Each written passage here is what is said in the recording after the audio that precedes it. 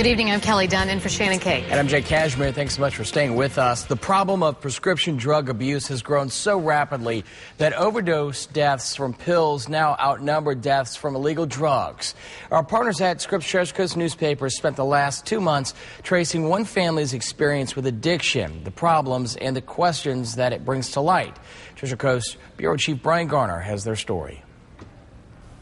At 21, Jacqueline Kincaid had good looks, an outgoing personality, a supportive family, and a promising career at a doctor's office. She had a car, she had a job. But about a year ago, Jacqueline's parents noticed their daughter was starting to let herself go. The stunning blonde looked ragged, her cheeks hollow. She'd go out all night and sleep all day. And I looked at her and I looked at Bruce and I said, she's on something. Is she on? What is she on? I mean, it was like part of her I never saw before.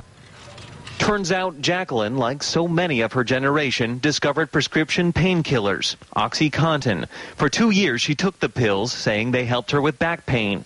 Then, on the 4th of July, the Kincaids' world turned upside down. An officer knocked on their door to report Jacqueline was gone, dead from an overdose of drugs. I hit the floor. My whole world exploded.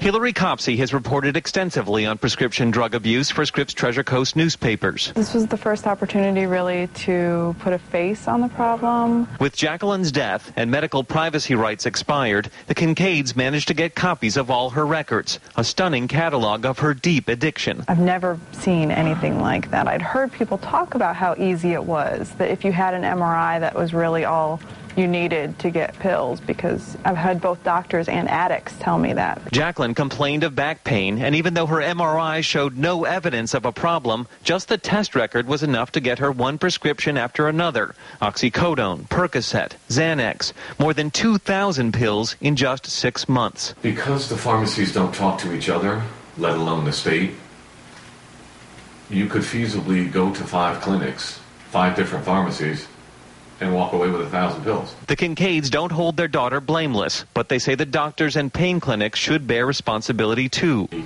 treated it as a bank account, that they knew she would come back every single month. The family wants to push for more regulation of painkillers and speed up the launch of a state database to track prescriptions so that doctors, pharmacies, and even families could see these records before it's too late. It's not just Jackie out there.